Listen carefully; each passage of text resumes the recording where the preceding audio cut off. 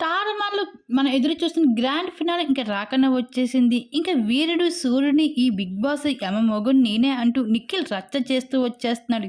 ఈసారి స్పెషల్ గెస్ట్‌గా అల్లు అర్జున్ గారు వచ్చేయబోతున్నారు 'బిగ్ బాస్' స్టేజ్ పైకి. ఇంకా 'పుష్ప' మూవీతో అల్లు అర్జున్ గారు ఎన్నో విభేదాలు ఉన్నప్పటికీ కూడా అవన్నీ పక్కన పెట్టి షూటింగ్ సెట్‌తో అడుగు పెట్టడం జరిగింది.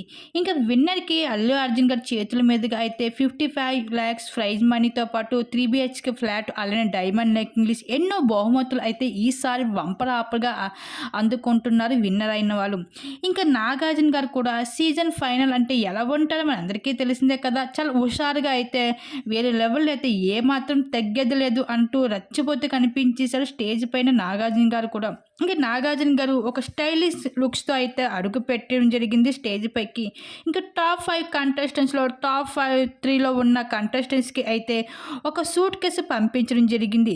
దీన్ని తీసుకొని వెళ్ళిపోవచ్చు అని అడిగేసరికి టాప్ 3లో ఉన్న 4 ఇంకా ఉన్న గౌతమ్, నిఖిల్ మాత్రం అసలు ఆ సూట్ కేస్‌ని పట్టుకోలేదు. మాకు వద్దు అంటూ చెప్పడం జరిగింది.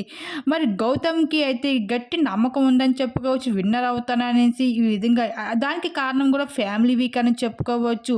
ఈ విధంగా అది 'బిగ్ బాస్' హౌస్‌లో అయితే ఇంక నిఖిల్, గౌతమ్ ఇద్దరు కూడా ఆ సూట్ కేస్‌ని తీసుకోవడానికి అంగీకరించారు. ఇంక తీసుకోలేదు. ఇద్దరు కూడా పోటీగా ఉన్నారు. ఈ విన్నర్ నేనవుతాను అంటూ.